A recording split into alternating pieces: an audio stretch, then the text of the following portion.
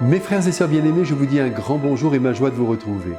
Vous savez, c'est peut-être la 100e fois dans notre vie que nous entendons la parabole du semeur que Jésus a proclamée un jour sur les bords du lac de Tibériade. Et pour la 100e fois, nous allons écouter sa parole, peut-être sans que celle-ci ne germe encore en nous jusqu'à donner du fruit. Et ce serait dommage.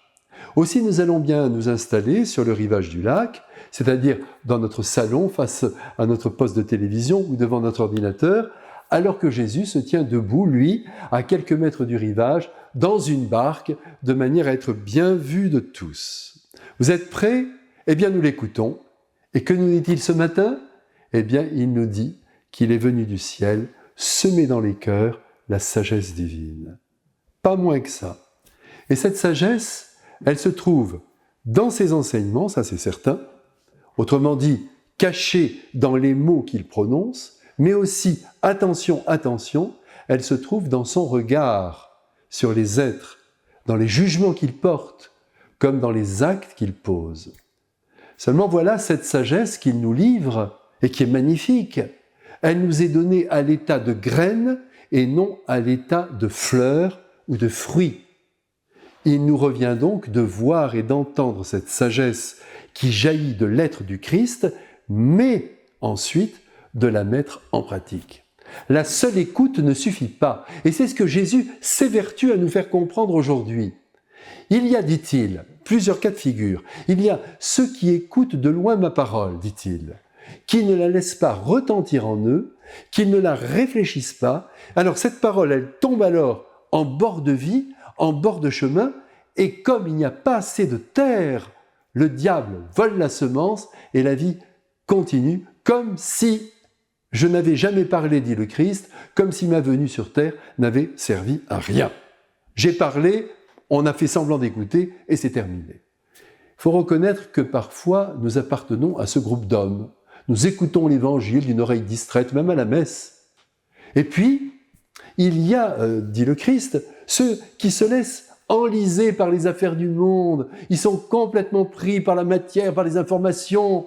Ils ont mis toutes leurs billes aussi peut-être dans la recherche de l'argent ou du pouvoir et ils ne s'occupent que de leur petite personne. Ils sont centrés sur eux-mêmes, sur leurs besoins. Alors ma parole, dit Jésus, ne vient jamais les déstabiliser. Eux, peut-être plus encore que les premiers, qui étaient sans profondeur, ne se remettent jamais en cause. Il y a trop d'intérêt en jeu. Il faut reconnaître que parfois, eh bien, nous appartenons aussi à ce groupe d'hommes. Et même sans nous en rendre compte, on se laisse enliser par la vie. Au fond, nous ne pensons souvent qu'à nous, qu'à notre confort, qu'à notre petite réussite, qu'à notre bien-être, qu'à la construction de notre patrimoine, que sais-je. Et nous nous agitons très fort pour arriver à nos fins. Et bien des difficultés surgissent aussi à cause de nos désirs jamais assouvis, à cause des objectifs que nous nous sommes fixés et qui, quelquefois, nous épuisent jusqu'à nous rendre malades. Et il y a là une image que Jésus prend aujourd'hui pour nous l'expliquer. Il nous dit que nous sommes pris dans un buisson de ronces et que sa parole ne parvient pas, parce qu'évidemment, nous n'en tenons pas compte, elle ne parvient pas à se frayer un chemin dans nos cœurs, dans nos esprits, dans nos âmes. Enfin, dit Jésus, il y a ceux qui recueillent ma parole avec amour, qui la font repasser en eux jour après jour, nuit après nuit, en la considérant comme un très grand trésor. Et ceux-là parviennent alors, parce que la terre de leur âme est bonne, à faire fructifier cette parole. Et j'espère, amis que j'aime, que ces certains jours, vous et moi, nous donnons au Christ de diriger ainsi notre vie, de la réorienter, de replacer nos priorités de manière meilleure. Aussi ce matin, nous pourrions prendre la résolution de lire tous les jours quelques versets d'évangile, à dose homéopathique, c'est pas la peine d'en lire beaucoup, cela suffit, en cherchant à vivre la parole entendue. Par exemple, nous tombons sur ce verset « Heureux les miséricordieux, ils obtiendront miséricorde ». C'est une très belle promesse, mais pour qu'un jour elle devienne effective, il faut la vivre aujourd'hui, et pas tout à l'heure, tout de suite.